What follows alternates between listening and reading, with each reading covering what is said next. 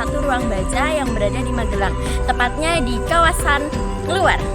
Yuk gabung sama kita.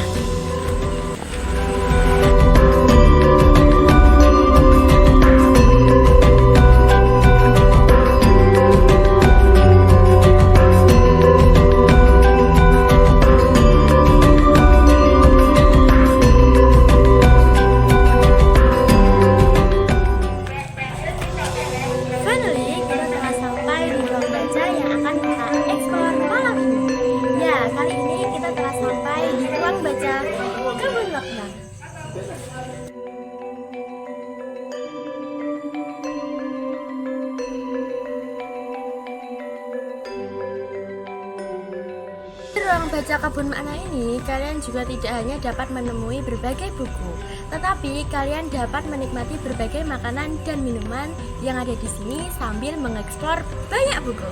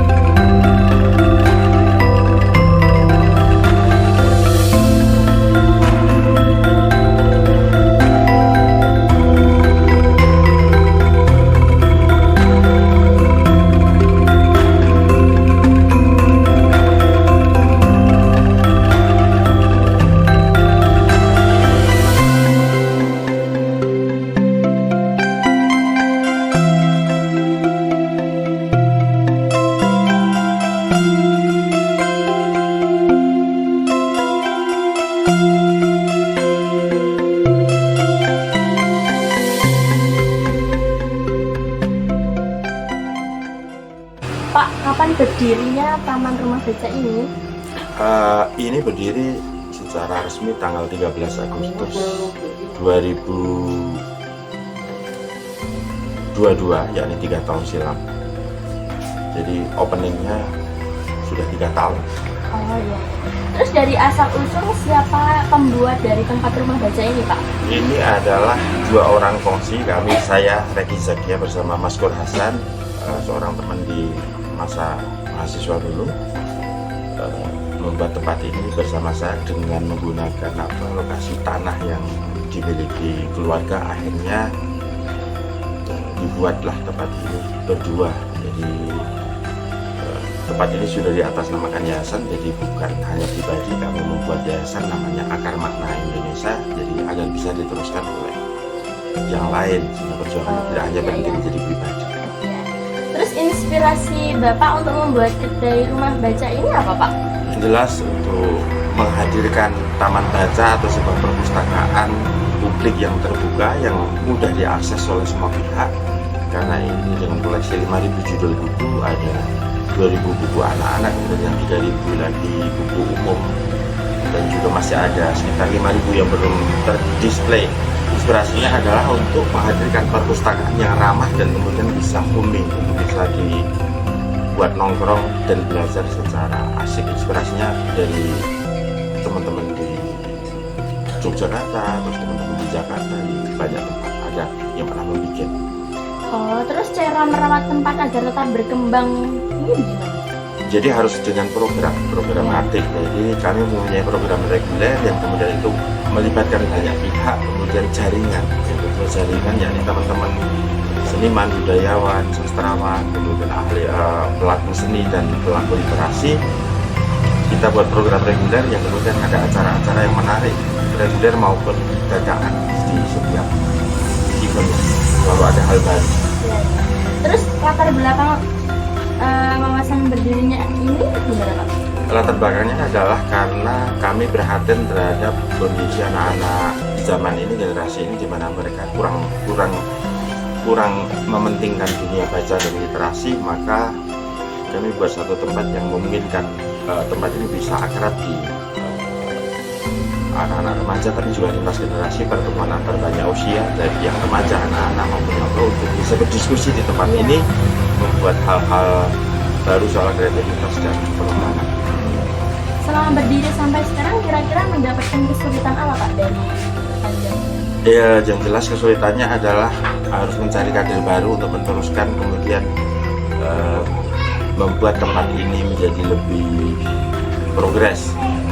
Kendalanya yakni beberapa hal, tapi sudah bisa semakin teratasi. Nanti akan makin didukung dengan masyarakat sekitar, sehingga ini menjadi ruang publik bersama yang harus dirawat dan didukung bersama sebagai kekayaan desa ataupun tempat yang berfaedah.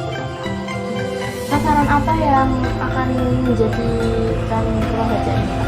Sasaran utama adalah anak-anak milenial, Gen Z, dan Alpha dan yang lainnya, karena sasaran literasi yaitu mengakrabkan dunia literasi kembali untuk dihidupkan dan dimajukan. Jadi sasaran utama adalah generasi hari ini. Ya, motivasi untuk remaja zaman sekarang lah Pak tentang literasi. Harus kembali ke literasi, kurangi gadget. Jadi kadang-kala teknologi itu bisa mengaturkan, di samping membantu, tapi kalau tidak dikelola secara tepat dia akan mengganggu proses belajar.